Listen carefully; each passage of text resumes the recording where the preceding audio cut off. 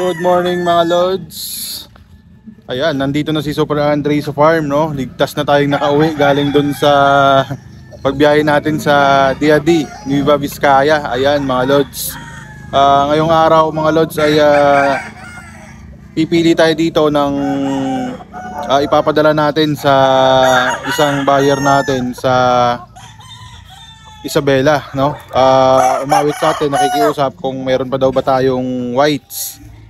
Problema natin mga lods, yung whites natin ay sold out ang whites natin sa early bird. Ngayon, dahil nakikiusap si buyer ay ilalabas na natin yung ating selected na brood stag sana, no?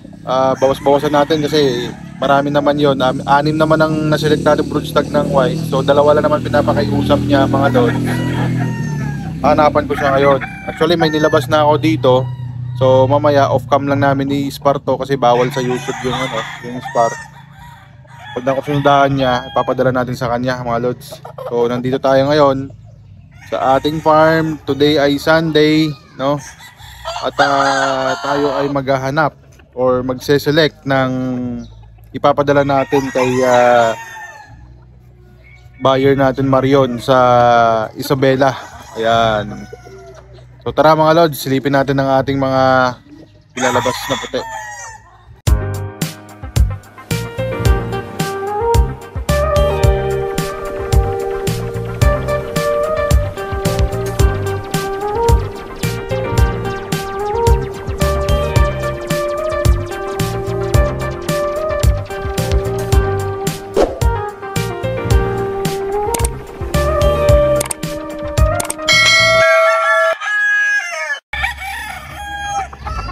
So ayan mga lods, nag-uusap ang ating handler tsaka yung assistant handler natin. Ayan, si paring Rigi.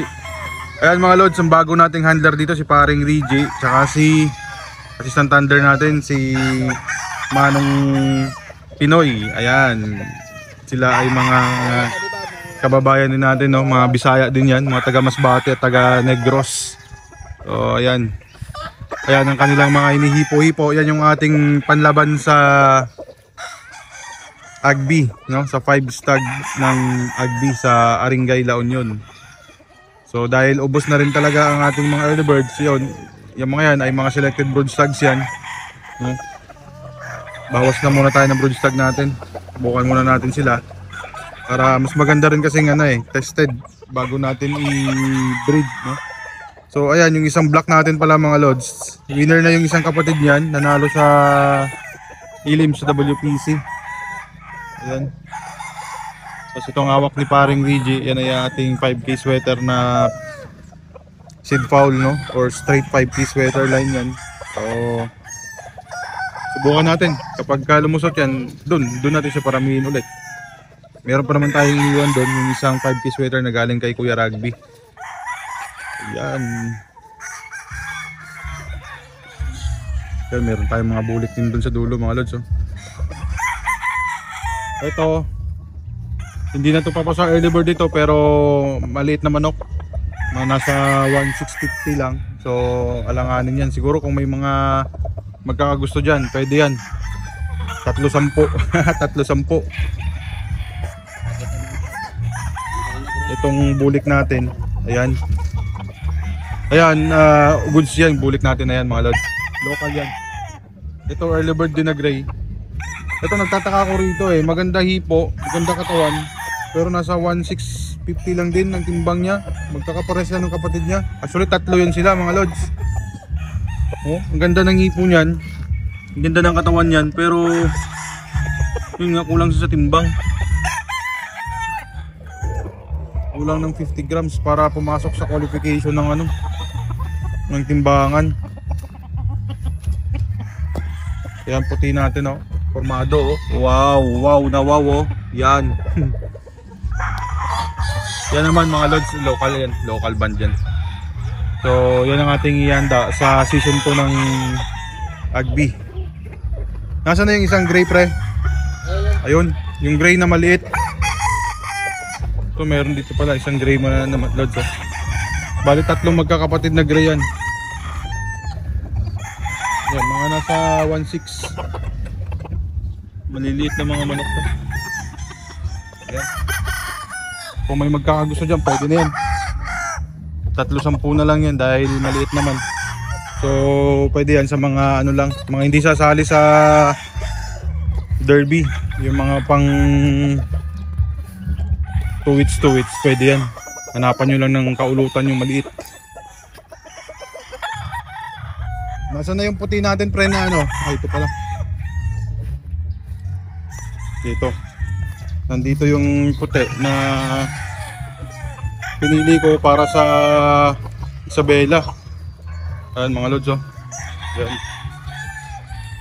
Hindi lang ako lalapit, ha. Dito lang muna ako. O, ayan. Ayan mga lods, isa sa mga putihan na ipapasubok natin sa Isabela, no? Yan naman ay habol yan hanggang August 9. Dapat gamitin ko yan mga lods sa August 24 sa Alingay. Kailan baka hindi umabol yung balahibo nila. Palugon eh. Pero ito ngayon, so kung sa August 9 pa gagamitin, habol yan. Ito yung isang white. Ayan, pwede natin yan ipadala kay Bro Marion. Then may pinagpapapilian pa ako sa kanya ditong hiraw. Ayan, oh. Yung isang hiraw at yung gray na yellow legs. Ayun. Ayun siya. So mamili na lang siya dyan. Meron pa doon dalawa mamaya. Tingnan natin kung uubra din yun. So yung para sa agbi natin, ito. Yan sila. Yan. Ito yung ating Yellow-legged Dutch by Robles Cross. Ito naman anak ni Bornok, no? Lumabas na red sa ating white. Normal naman yan mga lods na malabasan ako ng red, pero madalang yan. Out of 13 stags, iisa ang pula na lumabas. Ayan, gagamitin na din natin yan. Normal yan dahil si Bornok ay may dugong kelso. So ito ang 5K sweater na hawak kanina ni paring Reggie. At yung ating black, ayan. Yan yung mga pang-agbi natin mga lods, no? Then the rest, local na yung mga nandito. Ayan. Sa national mga lods, madami tayo puro puti. Ito yung mga puti natin sa national, silipin natin. Ayan, oh, mga nakadapo pa sa tipi nila. So ito mga lods, oh, meron pala tayo ditong puti din na budstag. Ayan, nakadapo. Hindi ko lang pwedeng lapitan yan mga lods para hindi tayo magkaroon ng ano.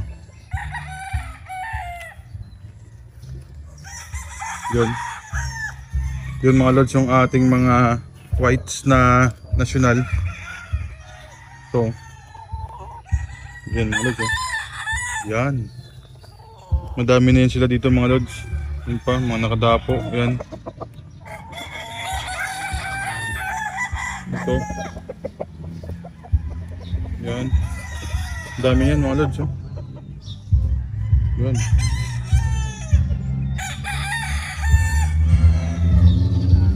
So, yun, update lang dito sa farm mga lods. Puros puti na yung mga naiwan ditong national. May ilan tayong pula. Yung pula natin, mga clarets. So, doon naman nakatali yung mga clarets natin sa dulo. Yun yung ating straight naman or seed fall ng claret natin. Claret to claret. Yan yung mga lumalabas, oh. Yan mga lods. Straight comb, white legged. Kaya gandang manok. Yan ang ating claret. Dalawa yun sila dito mga lods. Yan yung isa. Yan.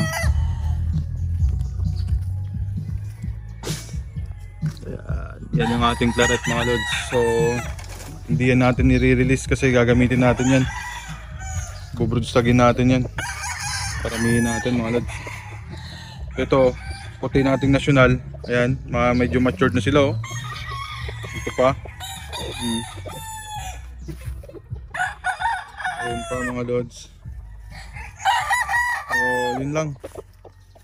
Yun lang ang update dito mga lods sa ating munting manukan, no?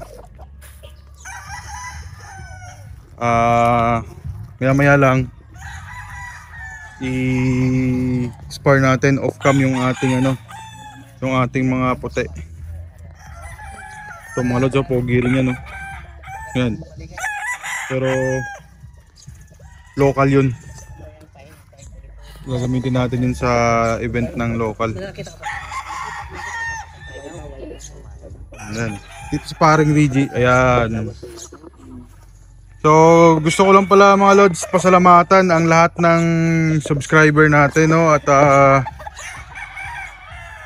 si Super Andre ay nakasahod na pala mga lods sa YouTube. Ayun, tuwang-tuwa naman si Super Andre dyan. Hindi kalaki yan mga lods, pero goods na yun. Nakaka-inspire na rin mag-vlog lalo kapag ganong tumatanggap na tayo ng sahod natin. So yung first sahod natin sa YouTube mga lods ay napunta yon sa mga school supplies at sa lahat ng pangangailangan ng mga anak ni paring Reggie, no? So binili natin ng school supplies yung mga anak ni paring Reggie nag-aaral ng elementary, dalawa yon, si Kirk tsaka si ang pangalan ni isa? Si Moisel. Ayan, si Kirk tsaka si Moisel ang unang nakinabang ng ating sahod. Yun, maraming salamat sa inyo mga lords sa pag-subscribe ninyo at pag-view nyo ng aming mga videos, no? Salamat sa ibang hindi nag-skip ng ads. Ayan. So, hangga't maaari sana mga lords, wag niyo skip yung ads natin para may konting hanap buhay si Super Andre para makatulong pa tayo mga lords sa ibang nangangailangan ng tulong natin. So yun lang ang update natin mga lords. Maraming salamat po at God bless po sa inyong lahat. Mabuhay po ang lahat ng sabongerong Pilipino.